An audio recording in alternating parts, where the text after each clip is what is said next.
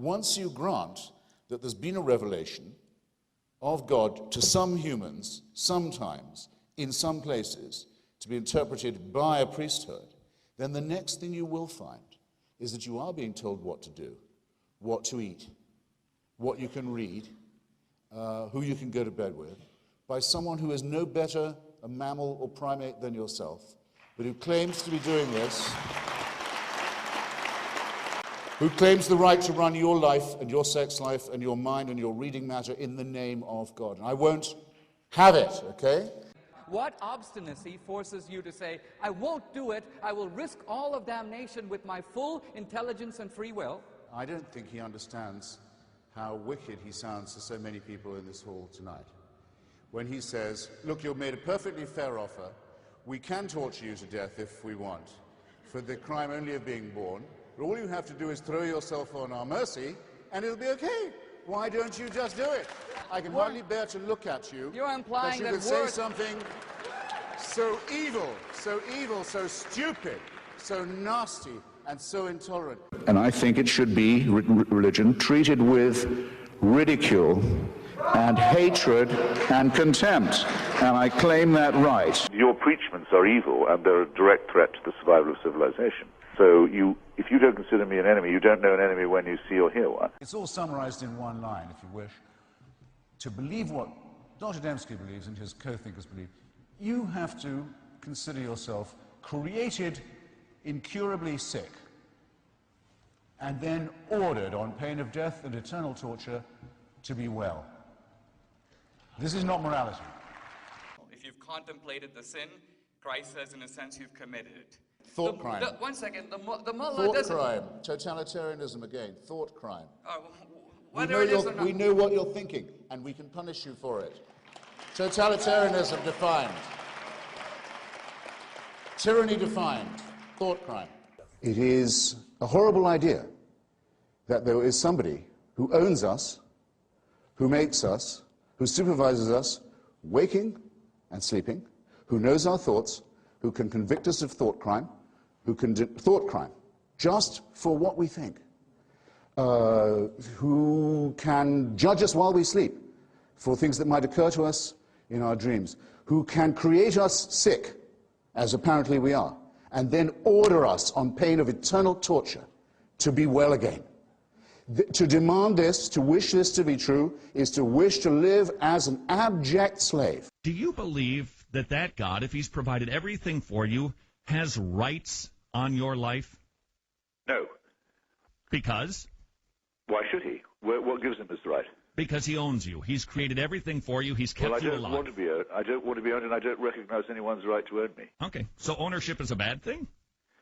Of people, yes. Oh, okay. It's been widely considered. I mean, I know the Bible does call for slavery, as it calls for genocide, but that doesn't make it right. Well, this guy from Lynchburg defines progress as teaching junk science to our children, and leaving us the mockery of the world by pretending that we did not evolve. I'm offended that people in this country believe that they have the right to advocate the teaching of garbage to children under the fatuous name of intelligent design. I believe that just as I believe that where religion ends, philosophy begins, where alchemy ends, chemistry begins, where astrology ends, astronomy begins, and now the people will say, well, let's give equal time to astrology in the schools. It's nonsense, dangerous and sinister nonsense. The creation story is ridiculous garbage and has given us a completely false picture of our origin as a species and of the origins of the cosmos. What does Christianity say? Those laws can be suspended, and in your favor too, if you make the right prayers and propitiations and sacrifices. There can be a virgin can conceive, a dead body can walk again, your leprosy can be cured, the blind can see. Nonsense. It's not moral to lie to children. It's not moral to lie to ignorant, uneducated people and to tell them that if they will only believe nonsense, they can be saved. It's immoral. But you have all your work, sir, or ma'am, still ahead of you before you can say that Jesus of Nazareth was a real person, let alone that he was the Son of God, let alone that his mother was a virgin, let alone that he was resurrected. None of these things, by the way, would prove he was the Son of God if they did happen. What is this? It's not physics. Okay? It's not biology. It's not science. It's faith. Why don't you fly under your true flag, sir? Why don't you say these things must be believed as articles of faith? Don't try and derive it from science. In order to believe the Christian message, you have to believe this. For those 100,000 years, people were born, died, usually, many of them, in childbirth. Life expectancy, perhaps 20 years, 25. Died of microorganisms they didn't know existed. Genesis doesn't mention them because the people who write Genesis don't know there are microorganisms. Earthquakes would have been terrifying. Tsunamis, volcanoes, mysterious events. War and famine superimposed on this. You can all fill out this picture for yourselves, I'm sure. That was our life. For tens of thousands of years, on and on it went. Now here's what you have to believe. You have to believe that heaven watched that for 98,000 years. And after 98,000 years, decided 2,000 years, it may be time to intervene. And the best way of doing that would be to have a filthy human sacrifice in a very remote part of Palestine. And the news of this has still not penetrated to the rest of the world, and I don't think will be believed when it does, and isn't believed by me, and can't be believed by a thinking person. Thank you. One recalls the question that was asked by the Chinese when the first Christian missionaries made their appearance. If God has revealed himself, how is it that he has allowed so many centuries to elapse before informing the Chinese? But you just assumed and stated, asserted, what you were asked to prove. Sure, I have faith in the Bible. I can't have escaped your attention, can it, ladies and gentlemen? If they take it as a report, issued through and filtered through dozens of other non-eyewitnesses and corrupt texts down the years, then I would think anyone who says that they think of the resurrection as a historic fact is advertising a willingness to believe in absolutely anything. Imagine how she must have begged him. Imagine how she must have pleaded. Imagine for how long. Imagine how she must have prayed every day, how she must have beseeched heaven. Imagine, for 24 years, and no answer at all. Nothing. Nothing.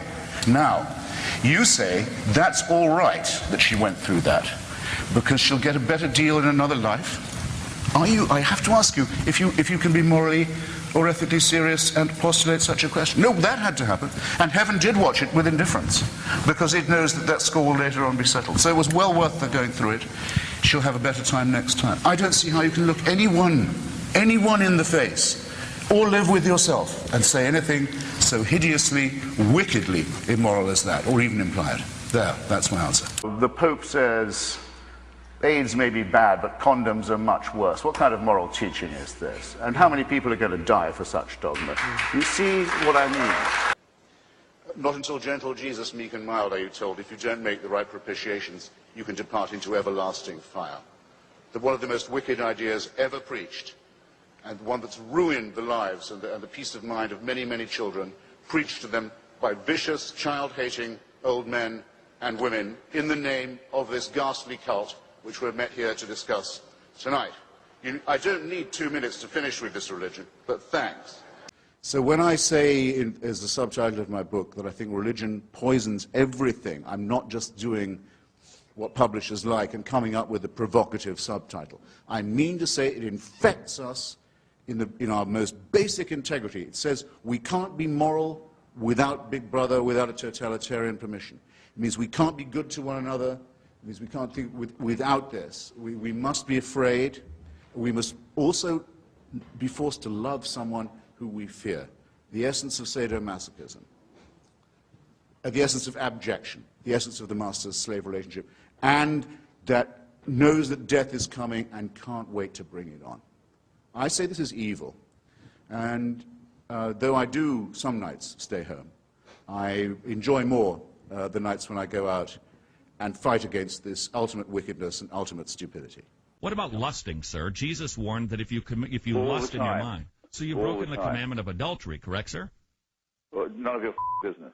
All righty. So what we basically done is determine how you'd be doing on Judgment Day. It doesn't sound like you'd measure up at all to God's 10 Commandments.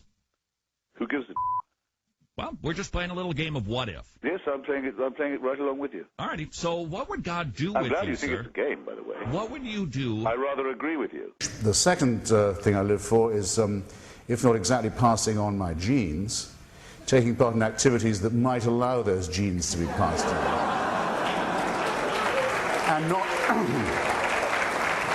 And not scorning the three delightful children who are everything to me and who are my only chance of even a glimpse of a second life, let alone an immortal one, and I'll tell you something, if I was told to sacrifice them to prove my devotion to God, if I was told to do what all monotheists are told to do, and admire the man who said, yes, I'll gut my kid to show my love of God, I'd say, no, fuck you. He's not being condemned for what he does, he's being condemned for what he is. You're a child made in the image of God. Oh, no, you're not. You're a faggot. And you can't join your church and you can't go to heaven. This is disgraceful. It's inhuman. It's obscene. And it comes from a clutch of hysterical, sinister virgins who've already betrayed their charge in the children of their own church. For shame, for shame. I, for one, will take it as extremely insulting if any person of faith makes the assumption that their faith gives them a moral edge on me. I want to hear a lot more apologizing from the faith-based communities for the evil that they've done before they even start clearing their throats and telling me I wouldn't know right from wrong without their permission. I'm sorry, I won't be, can't be spoken to in that tone of voice, and nor should any of you. Then there is the very salient question of what the commandments do not say. Is it too modern to notice that there is nothing about the protection of children from cruelty, nothing about rape, nothing about slavery, and nothing about genocide? Or is it too exactingly in context to notice that some of these very offences are about to be positively recommended? It was Marcion, I think, of the early church fathers, who said, dump the Old Testament, start afresh. Marcion was the cleverest Christian there ever was. Yeah, You're saddled with this savage Judaism. There's actually evil. I don't mind being saddled with the Ten Commandments. Read the next chapters. They're going to be. They are ordered. They're ordered in the next chapter to massacre and slaughter and enslave people. It's wicked. It's really awful. And they give it to children. It's disgraceful. And that he never said, you've got to believe in everything I say, or go to hell or heaven. Because, and here's why you've got to agree with me, because my mother never went to bed with anybody.